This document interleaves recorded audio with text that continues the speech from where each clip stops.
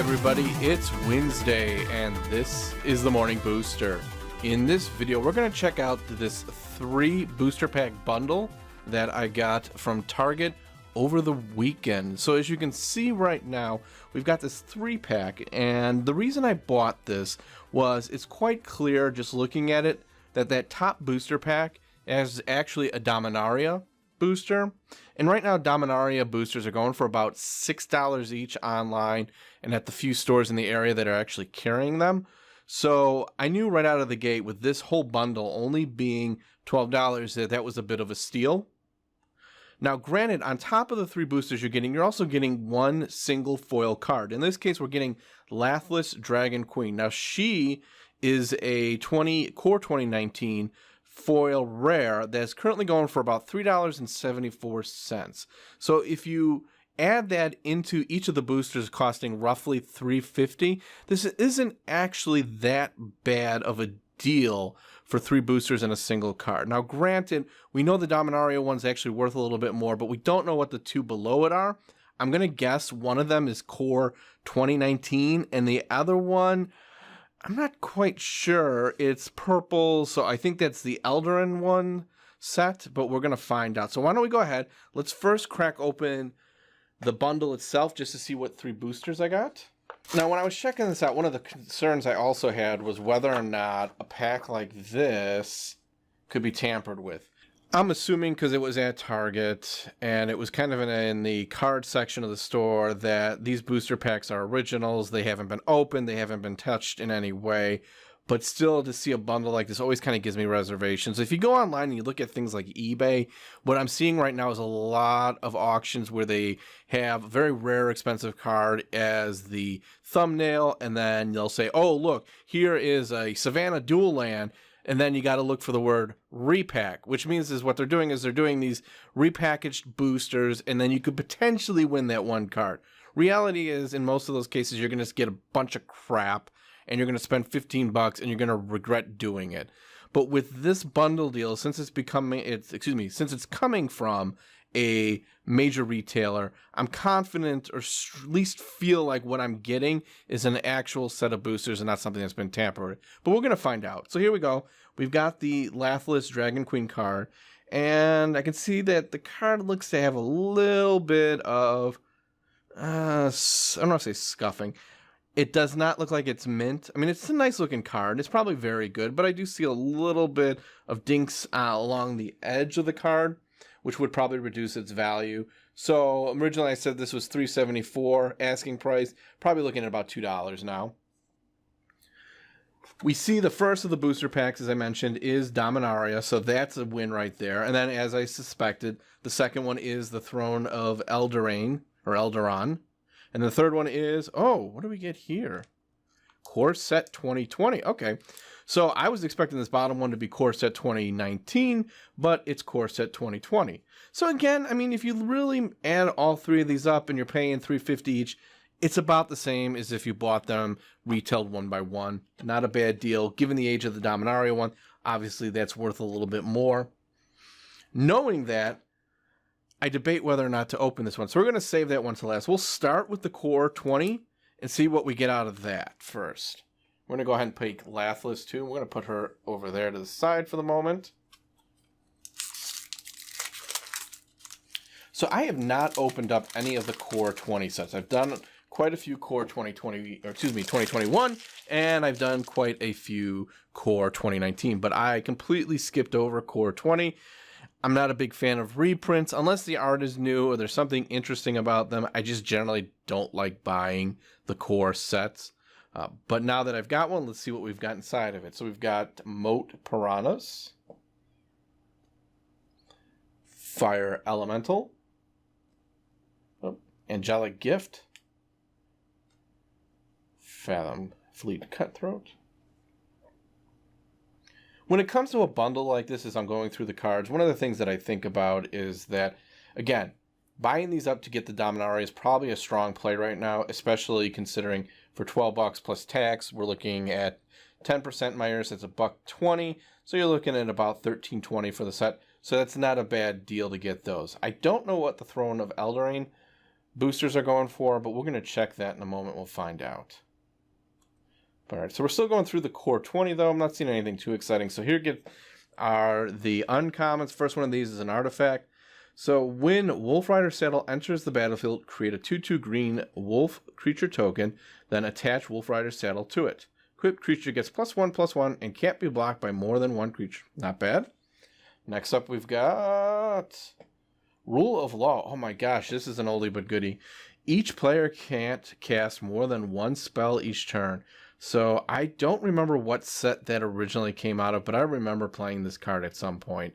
So it's good to see. I think this is, now that I mentioned that, I think this was a Mirrodin card originally. So very cool to see that one. Nice little trip down memory lane. Next up we've got Sky Knight Vanguard. So this is a human knight. 1 white, 1 red, flying. When Sky Knight Vanguard attacks, create a 1/1 soldier token that's tapped and attacking. Very nice. All right, so next up will be my rare or possibly mythic, and I get Mystic Forge. All right, so for 4 mana, you may look at the top card of your library at any time. You may cast the top card of your library if it's in an artifact card or a colorless non-land card.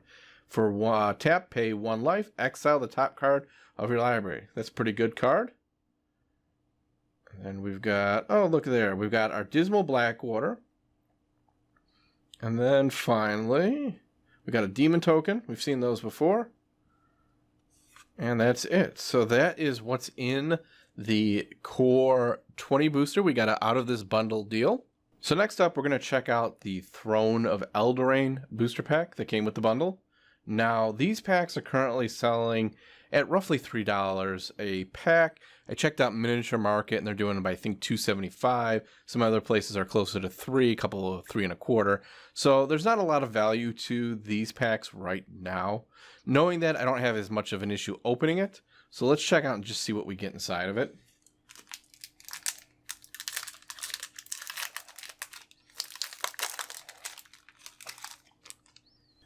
All right, so I'm not going to go through all of these, but I'm curious to kind of see what the set entails. I did not collect Throne cards early on. So there's a Tempting Witch, and I recognize that one because I believe it's one of the cards that's now showing up in Jumpstart. I want to say Z got one in the couple Jumpstart packs we've gotten. So it's good to know that this is where that card potentially originated from. Raging Redcap. It's funny as I go through these because I don't know anything about this particular set. I skipped right over it. I don't know why, if there was just nothing that caught my attention with regards to it, which is strange because usually I can find at least a couple cards that I really like out of every set, but this one just is a blank slate to me. So, for example, here we've got the Loctwin Gargoyle. 1 mana. He's a 0/3, but you can pump him with some mana to give him +2 and flying until the end of the turn. So, okay, I guess.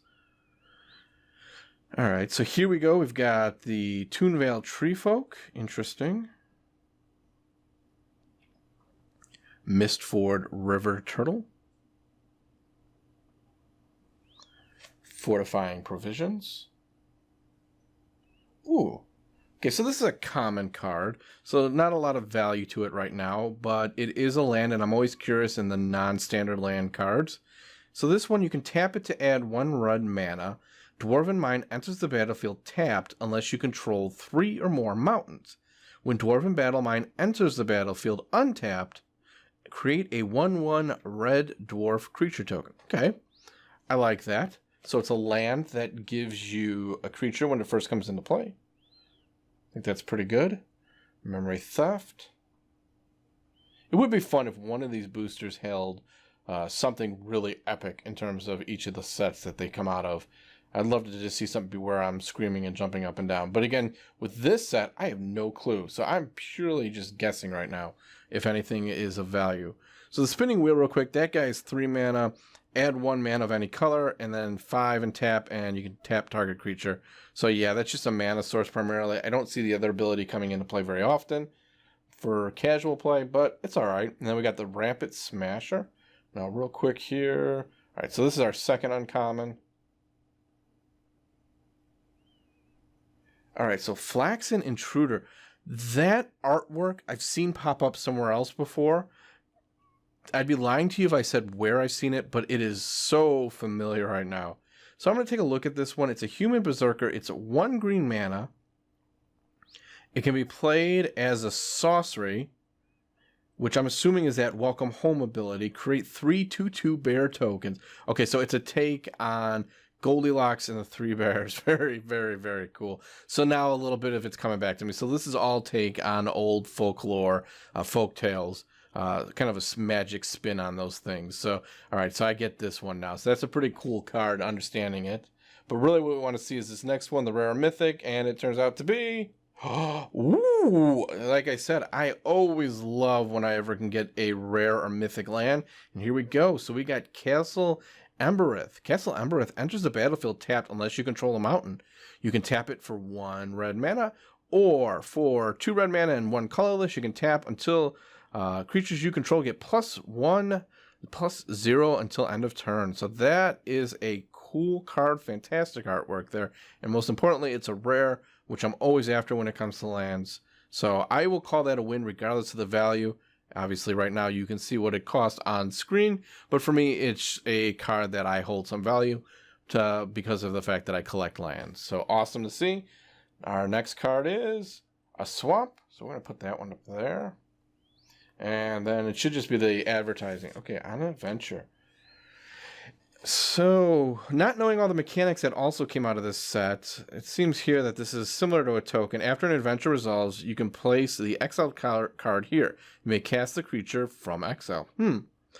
I'll be very curious now to see the mechanics that came out of this set. I'm probably going to have to do a later video on it, just once I understand it a little bit better. But that is an interesting, kind of titillating card there, making me want to check it out more. So, 2 boosters in. So far, 1 card that I'm pretty excited about. The other one, eh. And then I guess if I also count the Lathliss Dragon Queen, so far I'm really finding this to be a pretty good bundle for the purchase. But with that said, there it is. I've got 1 Dominaria booster. Do I crack it open now or do I hold on to it? These things are worth $6, so it's kind of a debate in my head whether or not it's worth more to me at the moment opened or sealed. Well, what the hell? This is a video, so let's go ahead and open it up.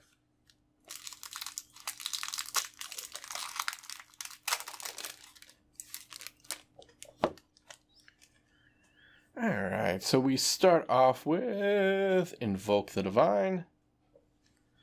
And again, I'm not going to go through and read all of these, even though I probably will. A lot of these we've seen before in the other Dominaria packs that I've opened. I'm more curious just to see what's towards the bottom. So we got there, we got a Rat Colony.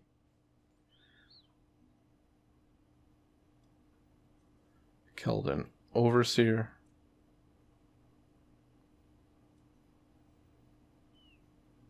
Ooh, alright, so there is our first uncommon. It's another one of the sagas. Interesting. Then we got Sanctum Spirit, Lifelink, discard a historic card. Sanctum Spirit gains indestructible until end of turn. Okay. Ooh, Helm of the Host. And the reason I'm excited about that is that that card is worth something.